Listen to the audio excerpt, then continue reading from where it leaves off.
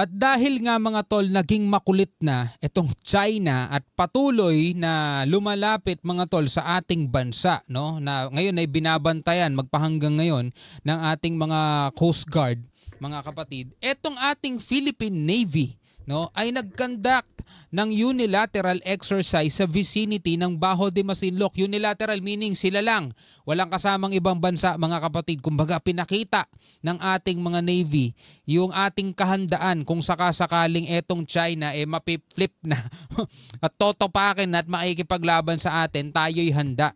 Alam nyo naman mga tol, ang Bajo de Masinloc, inaangkin nila yan at kontrolado nila yan, di ba? Pero doon sa vicinity ng Bajo de Masinloc, nagpaputok mga tol ang ating mga Philippine Coast Guard live fire exercises mga kapatid. Ito hindi paghahamon ha.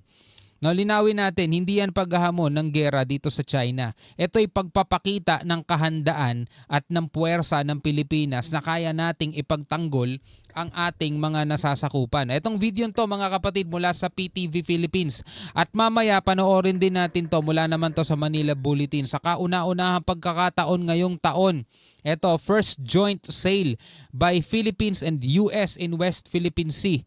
No, naging successful daw sabi yan ni General Bronner. Pero unahin muna natin tong report na to mula sa PTV Philippines, yung live fire exercises na ginawa ng ating PH Navy sa vicinity ng Bajo de Masinloc. Panoorin natin to mga tol.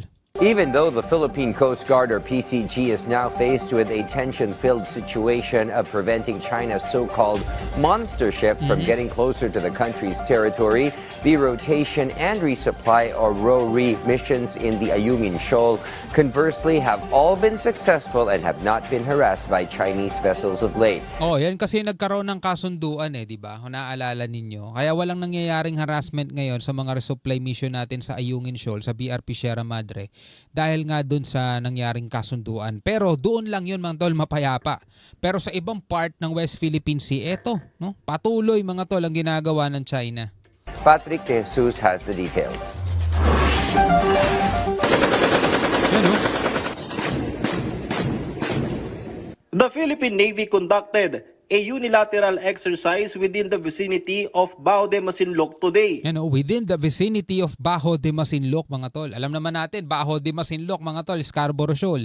Kontrolado ng China yan. Masyado silang mainit dyan. Dyan madalas nakakaranas ng pangwa-water cannon yung barko ng BFAR natin whenever na namimigay sila ng supply.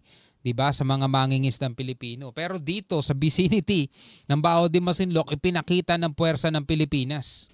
BRP Antonio Luna, BRP Ramon Alcaraz, and BRP Andres Bonifacio Mga warship to. carried out live fire drills while also conducting sovereignty patrol in the West Philippine Sea. The said unilateral exercise demonstrates the importance of training as an effective tool in achieving and maintaining level of readiness and interoperability in line with the Navy's mandate in securing Philippine seas and upholding territorial integrity. Diba? Hindi tayo basta-basta masasakop lang o maaangkin yung ating mga nasasakupan mga tol. Kahit na sabihin natin, sige mas malakas kayo, pero hindi nyo kami basta-basta makukuha ng basta-basta, walang mangyayari sa inyo, no? Alam naman natin mga tol, itong China parang takot din sila sa casualties, no? For 13 days, the Philippine Coast Guard has been closely monitoring the monster ship of the China Coast Guard. Grabe, no? 13 Currently, days na. BRP Gabela Silang is shadowing the vessel to ensure it remains 70 nautical miles away from the coastline of Zambales province. Radio challenges between both sides continue. To avoid miscalculation, leave the area. Grabe, tigas na mukha ng China, no? China Coast Guard, to avoid miscalculation, leave the area immediately and stay away from it. Over. Tayo pa mismo pinapaalis sa sarili nating karagatan. Tayo pa talaga pinapaalis nila. Immediately and stay away from it. Over. You do not possess any legal authority. Ito naman kasi, ano pa yung pagsasalita, no? You do not possess any legal authority to patrol inside the West Philippine Sea. To patrol inside the Philippines Exclusive Economic Zone. You are directed to depart immediately and notify us of your intentions. Pero saludo, no, sa ating PCG, sa kanilang matyagang pagbabantay, no, at pagbuntot dito sa mga barko ng China. Illegal activity will be Legal activity. reported to higher authorities. Several lawmakers praised the PCG's actions despite China testing the country's limits. Our problem is we have an aggressive neighbor in the north. Yeah. China is an aggressive neighbor. Tama. And I think they're testing the limits and patience of our government and of course our armed forces of the Philippines, our Navy and our Coast Guard. We should practice prudence. We should practice, of course, restraint kasi ayaw po natin na-escalate ito. Ayaw po natin ng gulo. Tama po yung ginagawa ng ating Coast Guard na binabantayan itong barkong ito, na monster ship nila. Yung sinashadow, it's called shadowing, no? Senator J.V. Ejercito emphasized that while he remains hopeful for positive outcomes in the bilateral talks, he also believes the Philippines must strengthen its defense posture. Tama. Since July last year, 4 consecutive rotation and resupply Aurora missions to BRP Sierra Madre in Ayungin Shoal have been successfully carried out without any reported harassment or untoward incidents. Kasi pag eto may nangyari pang insidente rito, mga tol, sa mga resupply mission natin dito sa sa Ayungin Shoal, talagang masasabi na nating wala talagang kwentang kausap itong bansang to. The most recent mission was in December when Christmas packages were delivered to the troops stationed there, as well as to personnel in 8 other Wow, may Philippine lechon. Wow. occupied features in the West Philippine Sea. During these times, a provisional agreement between the Philippines and China was in place regarding RORE missions to Ayungin. Philippine Foreign Affairs Undersecretary Maria Teresa Lazaro and Chinese Vice Foreign Minister Chen Xiaodong led the 10th bilateral consultation mechanism held in Xiamen, Fujian, China last Thursday. Si Secretary Gibo Chodoro, walang tiyagang makipag-usap sa mga yan kasi wala rin naman, no? Both parties recognized the positive outcomes of the provisional agreement on RORE missions to BRP Sierra Madre, agreeing to continue its implementation for de-escalation while maintaining their respective national positions. The Philippine government also expressed concern over the continued presence of China's so-called monster ship and other Chinese vessels, which violate the UNCLOS and the Philippine Maritime Zones Act.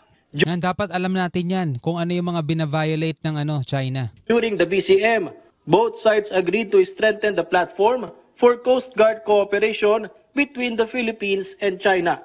Patrick De Jesus. Okay, mga ito, mabilis lang, no? Panoorin lang natin tong actual video ng joint sail by PHUS in West Philippine Sea this year. No? Panoorin natin to, mga tol.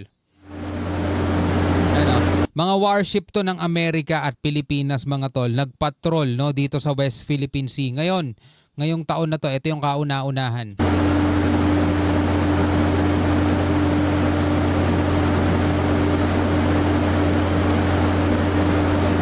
Alam niyo naman, pag may mga ganyang pagpapatrol, mga tol, wala, hindi nakakalapit ang China dyan.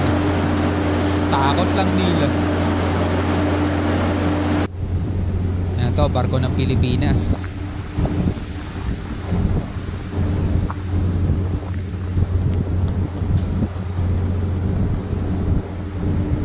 Kasama natin ang ibang bansa, Amerika, mga tol.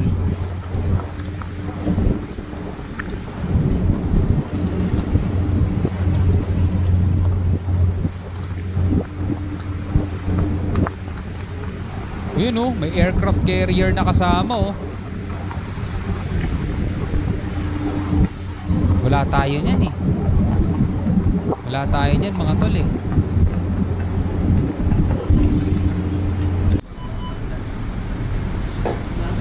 Lateral distance 700 meters. 600 meters. 760.